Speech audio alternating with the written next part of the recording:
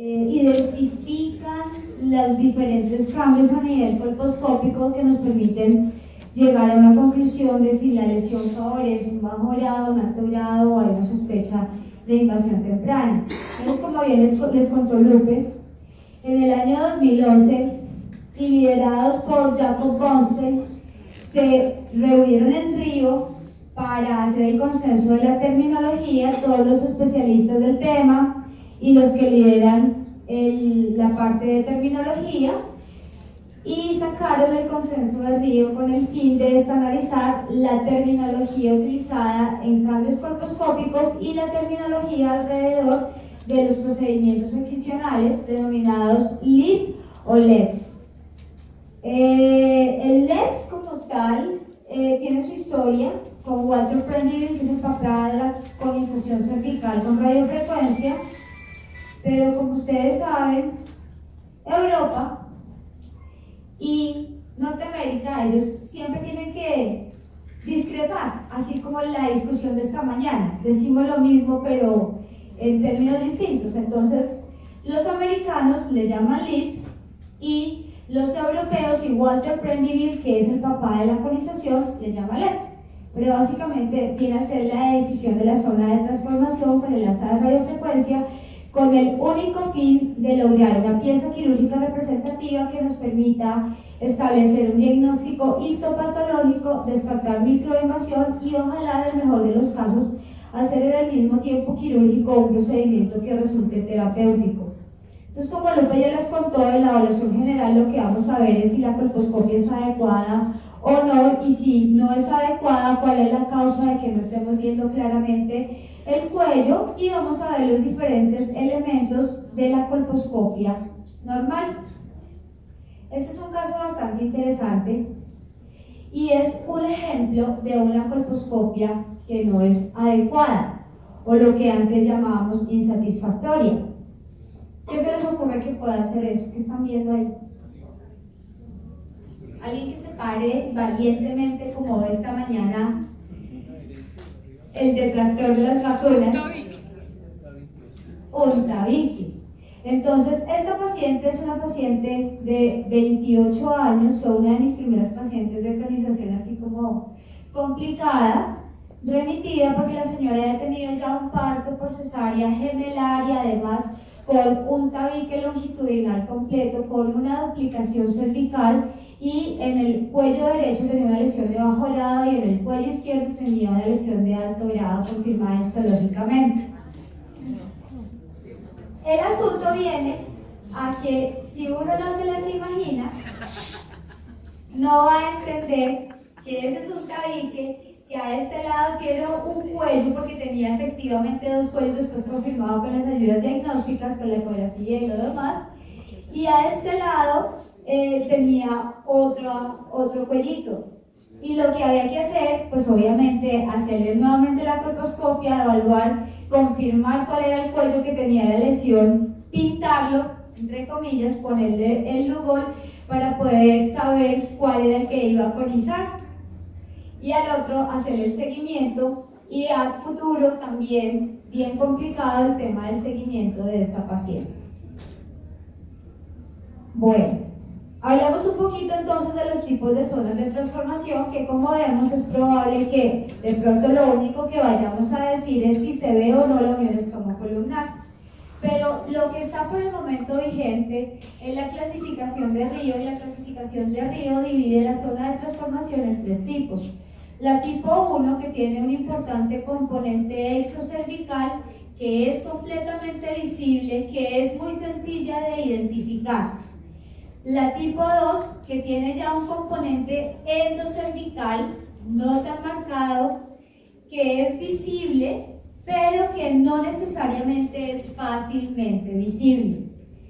Y la tipo 3, cuyo componente es principalmente endocervical y puede que no sea completamente visible la unión escamocolumnar, inclusive en algunos casos, como el que les voy a mostrar ahorita, puede que no podamos ver la unión escamocolumnar porque esta paciente había sido tratada previamente con un método destructivo local Le han puesto ácido tricloracético, se le obliteró el orificio cervical externo, que es este. En un acto de fe hay que creer que ese sí es el orificio cervical externo. Y pues obviamente ahí hay dos hallazgos, un hallazgo misceláneo dentro de la clasificación de Río, que es el OCD obliterado, y el siguiente hallazgo es que esa es una ZT tipo 3 porque obviamente no podemos identificar la unión escamocolumnar. Esta sería entonces una unión escamocolumnar con una zona de transformación tipo 2. Aquí vemos perfectamente el límite o la unión de los epitelios, pero arriba, en el labio anterior, no es tan fácil. Tiene un componente endocervical que tocaría obviamente hacerle un poquito de presión aquí sobre el labio anterior para que se vierta y se pueda ver más fácilmente el límite en ese punto. Y adicional, esta paciente tiene otro componente que es el quiste de nabo, que vale la pena mirarlo y recalcar que muchas veces uno ve estos vasos y a veces este quiste de nabo no está tan lejos sino está más cerca de la zona de transformación y el canal endocervical, y se puede uno confundir y asustar un poco porque acuérdense que el quiste de nabo, con el contenido que tiene, pues actúa como una lupa de magnificación de los vasos del cuello uterino. Esta sería una zona de transformación tipo 1 en donde vemos perfectamente el límite de epitelios y se encuentra localizado a nivel exocervical.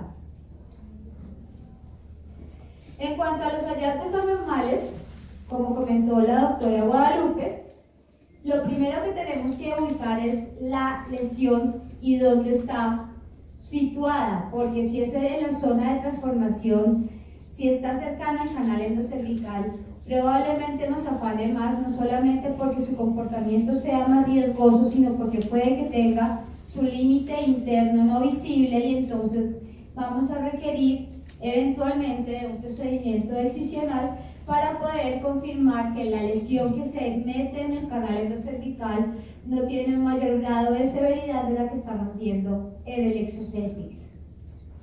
La vamos a ubicar según las agujas del reloj y el tamaño de la lesión lo vamos a dar en número de cuadrantes, son 4 cuadrantes, establecemos cuántos cuadrantes pueden estar comprometidos y le damos un valor porcentual a cuánto es el compromiso. Por ejemplo, compromiso de 2 cuadrantes, 30% o 45%, o un solo cuadrante que puede ser un 10%, es una lesión muy pequeña, o un 25%, que es una cuarta parte del cuello uterino.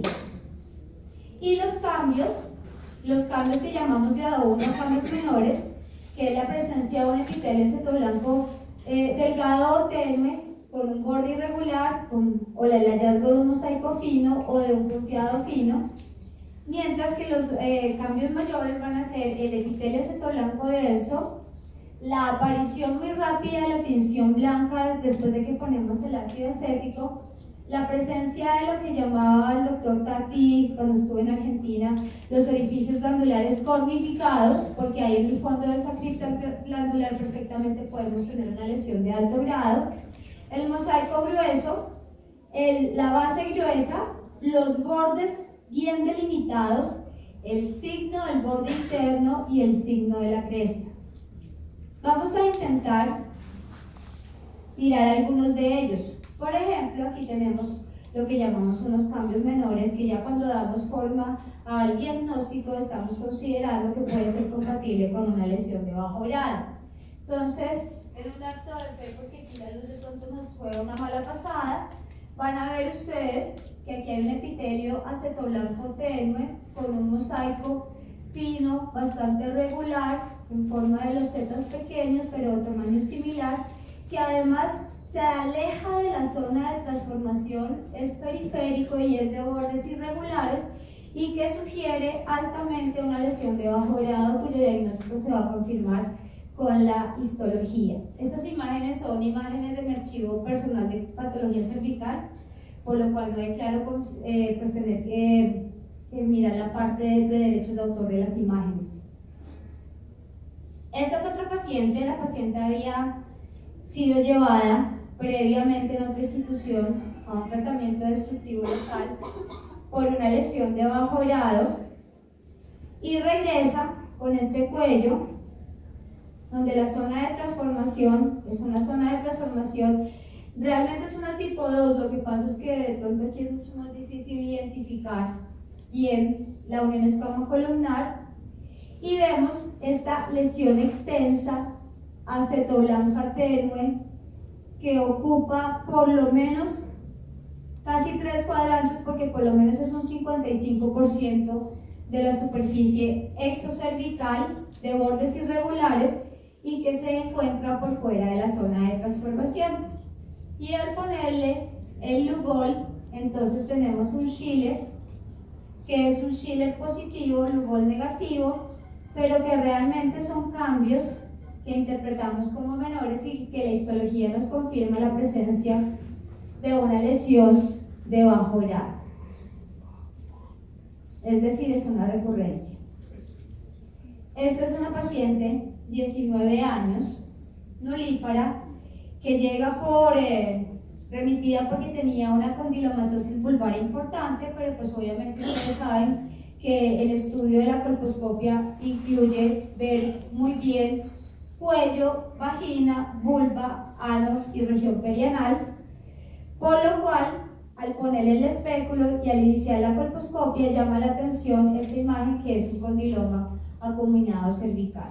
Importante de los condilomas mencionar dos cosas. Es importante ver el tipo de paciente que tenemos y ver factores asociados. Por ejemplo, esta es una paciente inmunocompetente de 19 años, pero si fuera la misma paciente inmunosuprimida, VIH positivo, de pronto hay que ponerle más atención. Si fuera una paciente mayor, lo mismo, porque en la base de este condiloma, aquí por ejemplo, ustedes perfectamente se pueden encontrar una lesión de alto grado tipo NIC2. Y esta es la misma paciente, ya con la tinción de Lugol en el Schiller. Esta es otra paciente, VIH positivo, con una lesión extensa de bordes irregulares acetoblanca tenue, con lesiones satélites periféricas que compromete más o menos un 75% del cuello y que corresponde a una lesión de bajo grado. Otro paciente con unas lesiones bastante interesantes que al principio pueden confundir inclusive al ojo experto, y es por la forma como en sacabocados, como en úlcera, acetoblanco tenue con un borde, con un centro de mucosa de color normal, que al ponerle la tinción de Lugol queda marcado estos mismos redondetes, pero Lugol negativo, o sea Schiller positivo, y la biopsia confirmó una lesión de bajo grado. Y esta es otra paciente con un mosaico que a primera vista parece irregular, pero como aquí no tenemos la imagen en 3D, de pronto lo que estamos perdiendo es que es en relieve. Y es el inicio, es el comienzo de un condiloma cervical como el que vimos previamente. Esta era una paciente de 28 años, embarazada. Recuerden que las embarazadas es mucho más fácil encontrar este tipo de lesiones floridas. Y esta es la última paciente, creo que les traigo con cambios menores, pero esta es una paciente muy especial. Es una paciente de 28 años, inmunomodulada porque era trasplantada renal. Estaba tomando, entre otras cosas, estaba recibiendo tacrolimus y un poco de terapia de inmunosupresión para evitar el rechazo al trasplante. Con muy buen criterio, el grupo de nefrología la manda con una citología normal para revisión por factores de riesgo. Y se le encuentra en cuello esta lesión acetoblanca tenue, no es tan gruesa como parece, de pronto es la luz que nos engaña aquí un poco, es una epitelio acetoblanco con una base o un puntillado fino que confirma una lesión de bajo grado en cuello, pero lo llamativo aquí es esta lesión en vagina y en la parte superior tiene otro pedazo acá que sugiere como la presencia como de condiloma en vagina. Toma intensamente el ácido acético, es grueso, de superficie rugosa y la biopsia confirma una lesión de alto grado en vagina. En ano, en región perianal, la paciente tiene una lesión al lado de un paquete hemorroidal que tiene hemorroides externas, al lado tiene también una lesión sobreelevada condilomatosa, aspecto condilomatoso, que al hacerle la biopsia excisional resulta ser una lesión de alto grado perianal también. Entonces, por favor, no se les olvide la característica de cada paciente, probablemente es lo más importante. No es la citología que trae, no es la edad ni la paridad que tiene, sino son esos otros factores que hacen que esa paciente, que parece lo más normal del mundo y que llega simplemente para un chequeo, resulte con una lesión de alto grado vaginal y perianal. Y pasamos a los cambios mayores. Bueno, esta imagen se ve muy bonita en el computador, pero aquí obviamente la resolución nos juega una mala pasada. Tiene una imagen acetoblanca densa, bastante densa, casi que como un copo de nieve. Tiene un mosaico grueso en toda esta zona, irregular, con losetas bien marcadas y definidas por los cambios vasculares que ven aquí alrededor, por ejemplo, de los vasos. Y tiene una base gruesa, que es otra forma de ver los mismos vasos. Recuerden que tanto el mosaico como la base van a ser cambios relacionados con los vasos atípicos. Y depende del corte en el que cogemos el vaso. Si lo cogemos transversal, entonces vamos a ver una base, y si lo cogemos longitudinal, entonces vamos a ver una loseta con una umbilicación central. Ese es el mosaico, pero todos son cambios por los vasos atípicos. Adicional a esto, tenemos bordes bien definidos, bordes internos, y creo que había aquí, en alguna de estas, creo que aquí había una cresta interna. Esta imagen se ve que hoy es que la luz no nos ayuda para nada.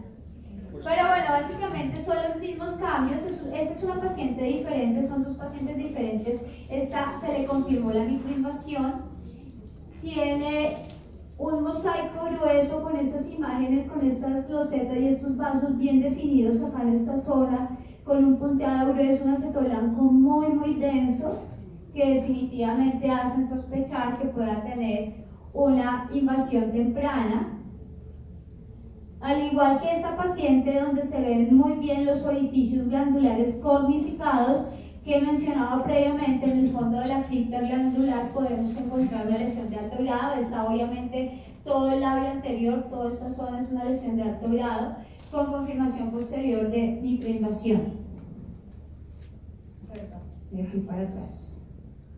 Y esta paciente es una paciente que viví hace 15 días en el Instituto Nacional de Cancerología, que tiene acetoblanco denso, tiene base gruesa, tiene algunas imágenes de mosaico en estas pequeñas losetas, pero lo más llamativo son estos vasos, que en el filtro verde se ven espectaculares, unos vasos atípicos que hablan obviamente de que es una paciente con una lesión de alto grado.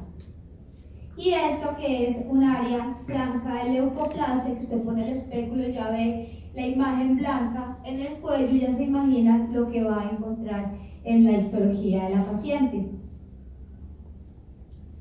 Ahora, ¿cuáles son cambios típicos que le hacen a uno pensar en una invasión? Porque los otros nos hacían pensar en microinvasión, y algunos hallazgos varios que quisiera compartir con ustedes. Esta es una paciente de 48 años de edad. Esta la vi por allá en el año 2008, cuando estaba recién llegada de Buenos Aires, y lo llamativo era que una lesión exofítica bastante friable, con necrosis, que al hacerle la histología resultó ser un carcinoma escamocelular infiltrante de tipo transicional, pero que lo llamativo era la imagen como amamelonada de la lesión, que a veces uno puede pensar si se le confunde con alguna otra imagen.